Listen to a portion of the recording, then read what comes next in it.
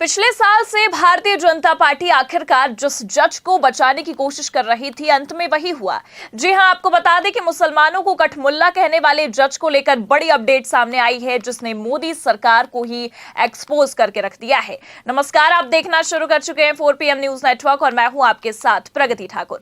अंदाजा तो वैसे भी पहले ही लगा लिया गया था कि भारतीय जनता पार्टी विवादित बयान देने वाले जज शेखर यादव को बचाने के लिए अपना पूरा का पूरा सिस्टम लगाने वाली है, लेकिन बीजेपी खुद सुप्रीम कोर्ट को ही धमकाने लग जाएगी, सुप्रीम कोर्ट पर ही दबाव बनाने लग जाएगी। इसकी तो कभी किसी ने कल्पना तक नहीं की होगी, लेकिन अब ऐसा होता नजर आ रहा है। तो फिलहाल मुसलमानों को कठमुल्ला कहने वाले जज शेखर यादव के मामले में कैसे भारतीय जनता पार्टी अब बुरा फंसती नजर आ रही है, आपको बताएंगे, और कैसे बीजेपी न्यायपालिका पर केस को दबाने के लिए और शेखर यादव को बचाने के लिए दबाव बनाने की कोशिश कर रही है, उस पर भी आएंगे। लेकिन उससे पहले आप ये खबर देखिए जिसने सबको चौंका कर रख दिया है। देखिए खबर नवभारत टाइम्स की, इसमें लिखा भी है, भारत बहुसंख्यकों की इच्छा के अनुसार चलेगा, बयान देने वाले जज के खिलाफ नहीं चलेगी जांच, राज्यसभा से चिट्ठी मिलने के बाद सुप्रीम कोर्ट का किनारा।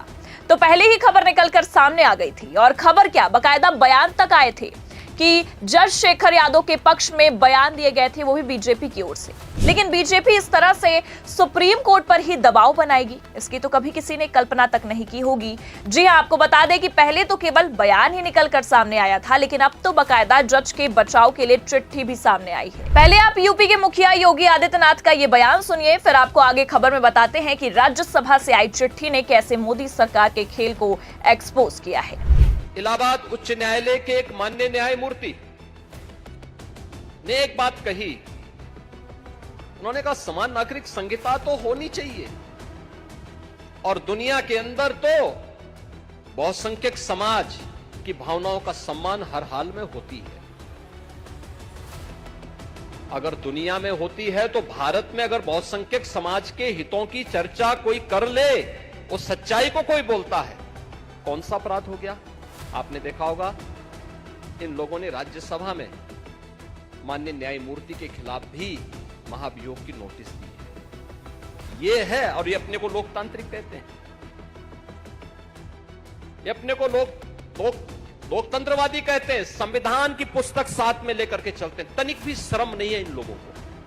तो सुना आपने, खुद बीजेपी के नेता उत्तर प्रदेश के मुख्यमंत्री योगी आदित्यनाथ ही हाईकोर्ट के जस्टिस के उस बयान का समर्थन कर रहे हैं जिसमें उन्होंने मुसलमानों को कठमुल्ला बताया था। लेकिन जो कठमुल्ला है, जिसे कह लीजिए आप, सब गलत है, लेकिन कहने में गुरेज नहीं है, क्योंकि वो देश के लिए घातक हैं, बिगाड़ने वाले लोग हैं, जनता को बरगलाने वाले लोग हैं, देश आगे न बढ़े इस प्रकार के लोग हैं, उनसे सावधान रहने की जरूरत है।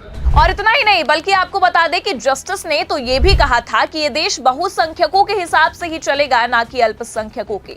हालांकि जैसा कि आपने योगी आदित्यनाथ का ये बयान सुना, इसमें साफ सुनाई दे रहा है कि उन्होंने जस्टिस के बयान का समर्थन तो ठीक उसी समय कर दिया था जब उन्होंने ये विवादित बयान दिया था, लेकिन जब विपक्ष ने इसके खिलाफ मोर्चा संभाला, राज्यसभा में महाभियोग प्रस्ताव लाया गया, 55 सांसदों ने पद से हटाने के नोटिस तक पर साइन किया, तब भी भारतीय जनता पार्टी विपक्ष की बातों का विरोध कर रही थी और ये कह रही थी कि विपक्ष ने अल्पसंख्यकों यानी कि मुस्लिम वोट बैंक को पाने के लिए, साधने के लिए इस बयान का विरोध किया है। और अब जब सुप्रीम कोर्ट इस मामले पर तगड़ा एक्शन लेता नजर आया, तब आप देख सकते हैं खबर ये आती है कि राज्यसभा से बकायदा चिट्ठी लिखकर सुप्रीम कोर्ट को जांच रोकने के आदेश दिए गए हैं। देखिए नवभारत टाइम्स की खबर में आगे बताया भी गया है, supreme court Allahabad high court के जज शेखर कुमार यादव के खिलाफ एक जांच शुरू करने वाला था, लेकिन आखिरी वक्त पर राज्यसभा सचिवालय से एक पत्र मिलने के बाद ये योजना रोक दी गई। पत्र में कहा गया था कि इस मामले पर कार्रवाई करने का अधिकार सिर्फ राज्यसभा को है।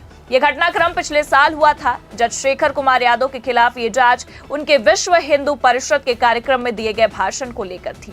दरअसल पिछले साल जस्टिस शेखर कुमार यादव ने BHP के कार्यक्रम में भाषण दिया था। इस भाषण पर काफी विवाद हुआ था। आरोप है कि उन्होंने धर्मनिरपेक्षता और न्यायिक निष्पक्षता के सिद्धांतों का उल्लंघन किया था।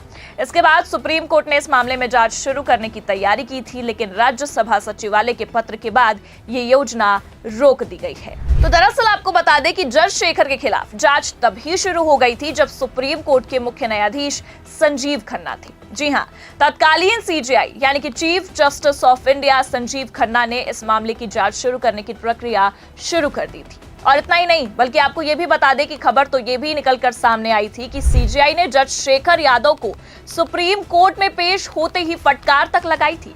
देखिए, खबर इसमें लिखा भी है, जस्टिस शेखर यादव ने सुप्रीम कोर्ट कॉलेजियम में क्या दी सफाई, सीजेआई की नसीहत। आगे बताया गया है, इलाहाबाद हाई कोर्ट के justice Shekhar Kumar Yadav supreme court collegium के सामने पेश हुए। विश्व हिंदू परिषद के कार्यक्रम में कथित तौर पर विवादित बयान देने का आरोप जस्टिस यादव पर लगा था।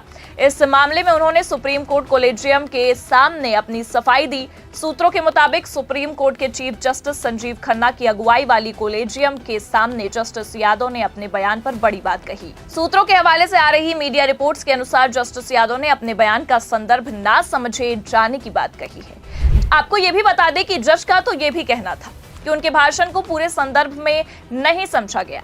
भाषण के कुछ हिस्सों को उठाकर विवाद पैदा किया गया है। हालांकि आपको बता दें कि उस दौरान सीजेआई खन्ना ने जज साहिब को नसीहत देते हुए साफ कहा था कि जज का कोई बयान निजी नहीं होता है, आपको यह ध्यान देना होगा कि आप क्या बोल रहे हैं।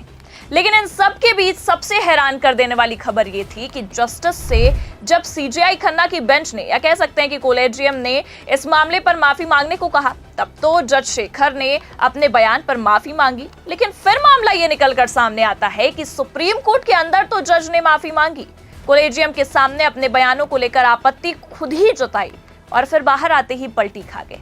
और ये कोई हवा हवाई बात नहीं है, बल्कि खुद सुप्रीम कोर्ट के जज ने यह बड़ा दावा किया था। हालांकि आपको बता दें कि जज के रवैये को देखते हुए सुप्रीम कोर्ट भी काफी सख्त रुख अपनाता नजर आ रहा था और संभावना यही थी कि जज को पद से हटा दिया जा सकता है, क्योंकि विपक्ष जज शेखर के खिलाफ महाभियोग प्रस्ताव लाने का मन बना चुका था। लेकिन तब भी भारतीय जनता पार्टी ने जज साहिब को संरक्षण दिया, जो कि खुद योगी आदित्यनाथ के बयान से साफ दिखाई देता है। और अब जब सीजेआई बीआर गवई के कार्यकाल में जांच आगे बढ़ने ही वाली थी, तब आप देख सकते हैं कि ऐसे राज्यसभा से खबर ये निकलकर सामने आती है कि सुप्रीम कोर्ट को इस मामले से किनारा करने के लिए बकायदा चिट्ठी तक लिखी गई है, जो कि अपने आप में कोई छोटी बात नहीं है, क्योंकि सुप्रीम कोर्ट ने पहले इलाहाबाद हाई कोर्ट से रिपोर्ट मांगी। रिपोर्ट आते ही जांच को आगे बढ़ाया गया। जांच चल ही रही थी, जांच आगे और बढ़ने वाली थी, लेकिन अब जांच पर रोड़ा अटका दिया गया है। बल्कि इलाहाबाद हाई कोर्ट के चीफ जस्टिस ने भी इस मामले में प्रतिकूल रिपोर्ट भी दी थी। लेकिन अब आप देख सकते हैं कि राज्यसभा सचिवालय ने बकायदा एक पत्र लिखकर कहा है कि इस मामले में कार्रवाई करने का अधिकार सिर्फ और सिर्फ राज्यसभा के सभापति को है। इसके बाद ये मामला संसद और राष्ट्रपति के पास जाएगा। मतलब आप अब जज को बचाने के लिए सिर्फ योगी आदित्यनाथ ही नहीं, बल्कि आप ये देख सकते हैं कि पूरा का पूरा सिस्टम काम करेगा। फिलहाल सुप्रीम कोर्ट को तो दबाव बनाकर इस मामले से अलग कर लिया गया, लेकिन जिस तरह से यह साफ दिखाई दे रहा है कि जज साहिब को बीजेपी का संरक्षण तो मिला हुआ है, क्योंकि पहले बयान और अब ये चिट्ठी कई तरफ इशारा करती नजर आ रही है। लेकिन आपको क्या लगता है, जज के खिलाफ एक्शन हो भी पाएगा या सिस्टम की ताकत उन्हें एक बार फिर बचा लेगी? अपनी राय कमेंट करके जरूर बताइए। खबर आपको कैसी लगी, लाइक और शेयर जरूर करें। चैनल पर अगर नए हैं तो सब्सक्राइब और ज्वाइन करना ना भूलें। देखते रहिए 4PM न्यूज नेटवर्क। नमस्कार।